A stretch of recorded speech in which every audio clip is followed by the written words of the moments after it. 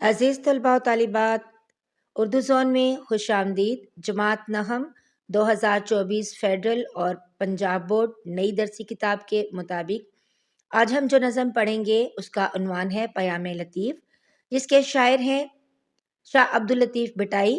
یہ سندھی کلام ہے جس کو ترجمہ کیا ہے شیخ ایاز نے۔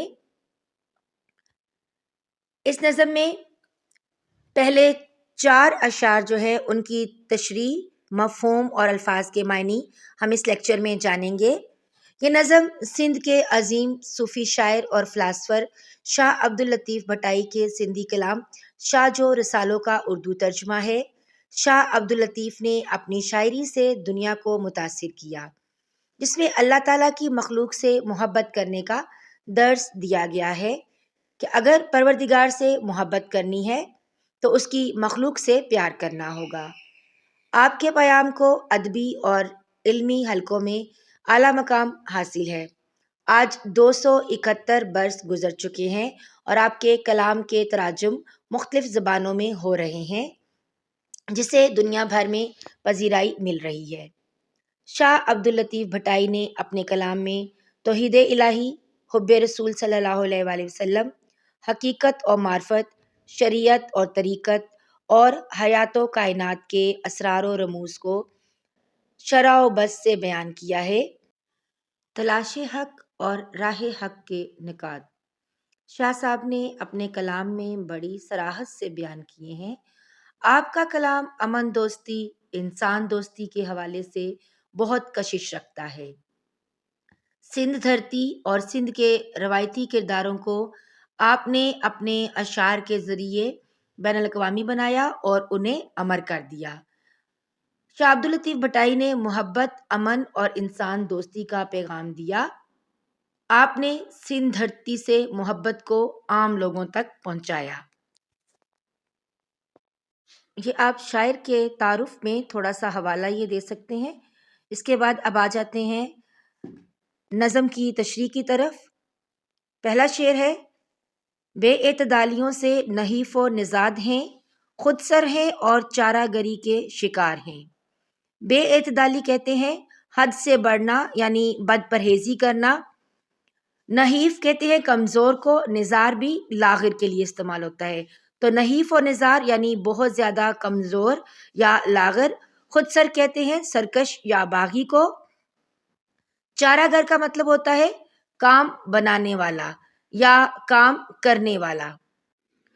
چونکہ بیٹا نظم کا ایک مرکزی خیال ہوتا ہے، تو اس نظم میں شاعر ہمیں یہ بتا رہے ہیں کہ انسان جو ہے اس کی ہستی کیا ہے۔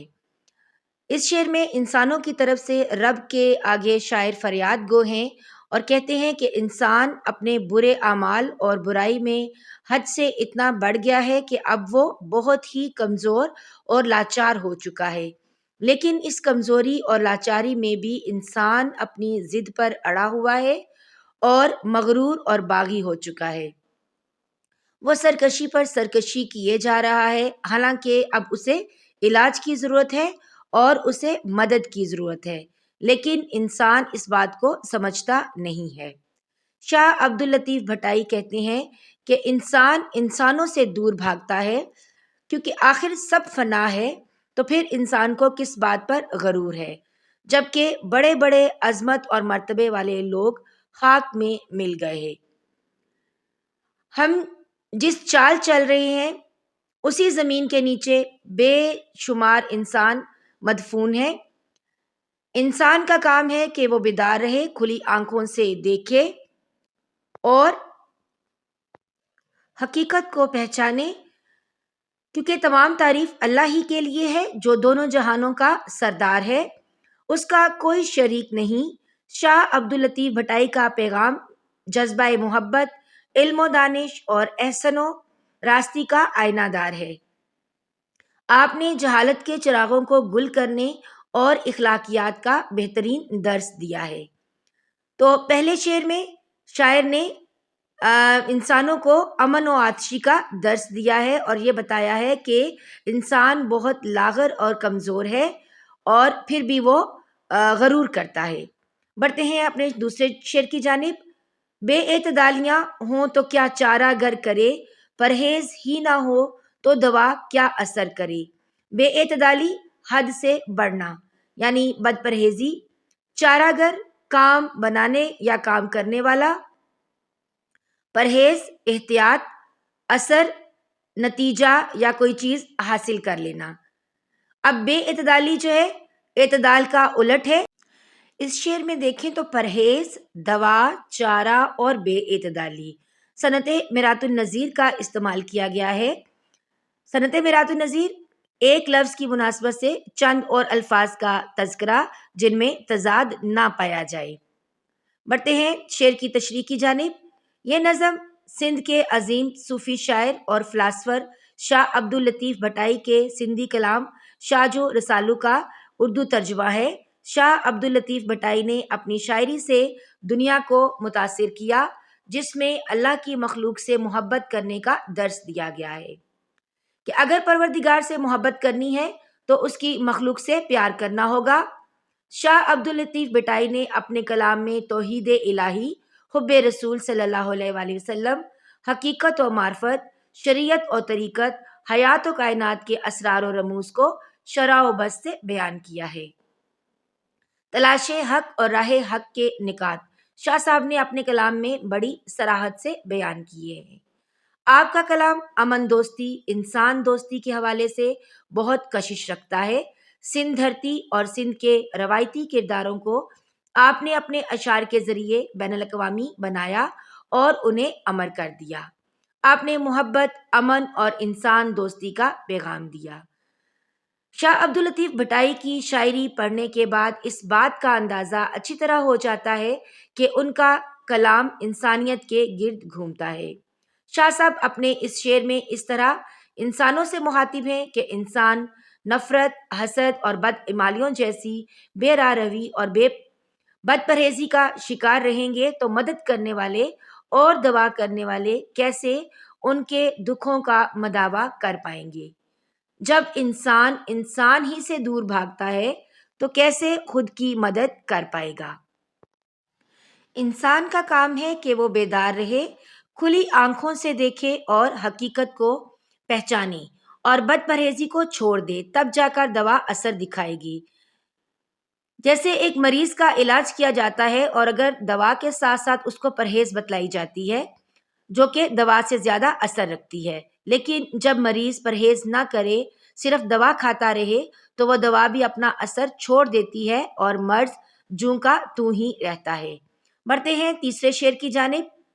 چارہ سازوں میں بیٹھنا سیکھو، پھر نہ ہوگا کوئی آزار، راس آئے گا ان کا قرب تمہیں جو بدلتے ہیں فطرت بیمار۔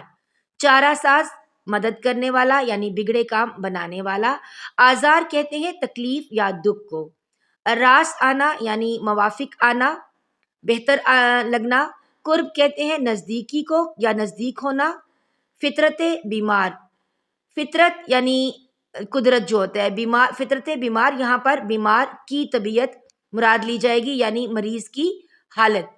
فطرت بیمار جو ہے یہ مرکب اضافی ہے۔ بڑھتے ہیں شعر کی تشریح کی جانب۔ اس شعر میں شاعر فرماتے ہیں کہ انسان اولیاء اللہ کی صحبت میں بیٹھے تو اسے کسی قسم کا کوئی غم یا کوئی تکلیف اسے نہیں پہنچے گی، کیونکہ حق تعالی شاہ نے انسان کے اندر یہ خوبی رکھی ہے کہ وہ دوسرے انسانوں کا اثر جلدی قبول کر لیتا ہے۔ جب آپ کسی شخص کے پاس آنا جانا اور اٹھنا بیٹھنا شروع کرتے ہیں تو پھر اس کے خیالات، اس کے نظریات، سیرت، کردار، اخلاق و اطوار، طریقہ گفتار سے متاثر ہوتے چلے جاتے ہیں اور کچھ ہی عرصے میں آپ کی شخصیت اس کی شخصیت میں بہت حد تک ڈھل جاتی ہے۔ اس سے یہ بات پتہ چلتی ہے کہ سامنے والے کی باتوں اور اس کے طور طریقوں کا آپ پر اچھا یا برا اثر ضرور پڑتا ہے۔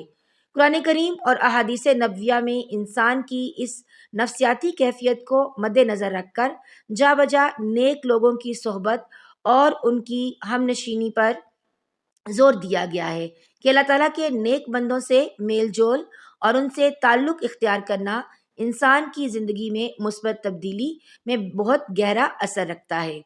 تقوی اور اہل اللہ کی صحبت کے بارے میں ارشاد باری تعالیٰ ہے کہ اے ایمان والو، اللہ تعالیٰ کا تقوی اختیار کرو اور جو لوگ دین میں سچے اور پکے ہیں ان کے ساتھ رہو۔ شاعر یہ بھی کہتے ہیں کہ ایسے لوگوں کی صحبت گناہ گاروں اور سیاہ کاروں کے لیے بہت فائدہ مند ہوتی ہے۔ اولیاء اللہ کی صحبت میں انسان کے لیے گناہوں کو چھوڑنا آسان ہو جاتا ہے۔ اس سے دل میں اطمینان اور سکون کی کیفیت پیدا ہوتی ہے اور زندگی میں برکت اور عافیت حاصل ہوتی ہے۔ ناموافق حالات اور پریشانیوں کا مقابلہ کرنے کی ہمت پیدا ہوتی ہے۔ شاہ عبداللطیف بھٹائی کا ہی ایک شعر ہے، وہ آئے درد و رنج و الم خواب ہو گئے، ناقابل شفا تھے شفا یاب ہو گئے۔ آپ حوالے کے شعر کے طور پر یہ شعر بھی لکھ سکتے ہیں، اور اگر آپ قرآن کی کوئی آیت اگر آپ کو یاد اس سے ریلیٹڈ ہو رہی ہوتی ہے، جیسے یہاں پر میں نے بتایا، تو آپ وہ بھی لکھ سکتے ہیں۔ تشریح میں اس کا اچھا امپریشن پڑتا ہے اور نمبر اچھے آ جاتے ہیں۔ اگر شعر یاد ہو تو شعر لکھ لیجئے گا، ورنہ آیت کا ترجمہ لکھ دیجئے گا۔ شعر نمبر 4 کی طرف بڑھتے ہیں۔ اور کوئی ہو چارہ ساز اگر چارہ درد بے اثر ہو جائے، اس کو حاجت نہیں مسیحا کی جس پہ محبوب کی نظر ہو جائے۔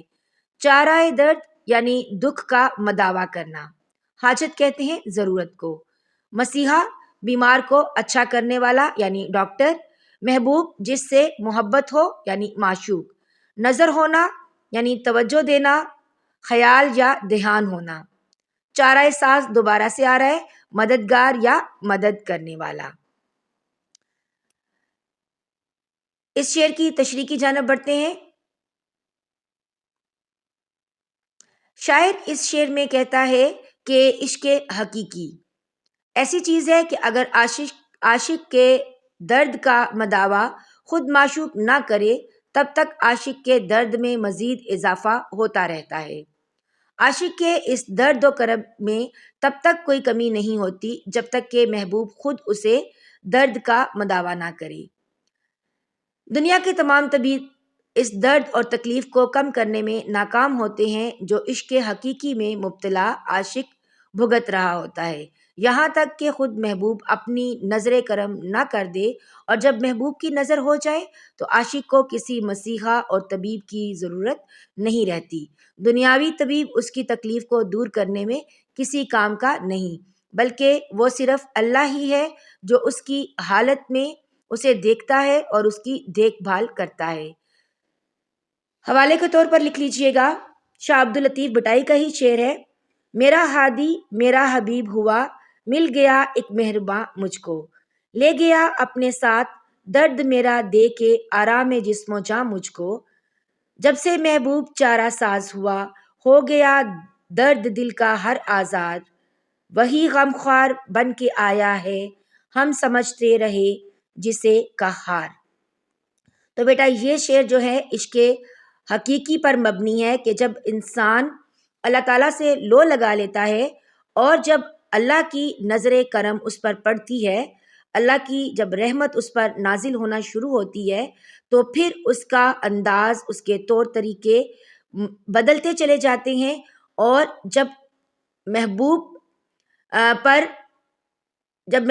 پر اللہ کی نظر پڑ جاتی ہے، یعنی کہنے کا مطلب یہ ہے کہ جب جو شخص اللہ کے جتنا قریب ہوتا چلا جاتا ہے اور اتنا ہی اللہ تعالیٰ کے اسرار اس پر کھلتے چلے جاتے ہیں، اور انسان کے لیے رب کی عطا جو ہے ایک مسیحا اور طبیب کی سی ہوتی ہے، پھر انسان کو کسی دوسرے طبیب یا مسیحا کی ضرورت نہیں رہتی۔ جیسے دیکھیں نا، انسان جب بیمار ہوتا ہے تو دوائی کے ساتھ ساتھ دوا کی بھی ساتھ ساتھ ہمیں ضرورت ہوتی ہے۔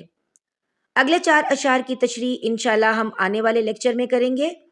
تب تک کے لیے اپنا بہت سا خیال رکھیے گا، دعاؤں میں یاد رکھیے گا۔ اللہ حافظ۔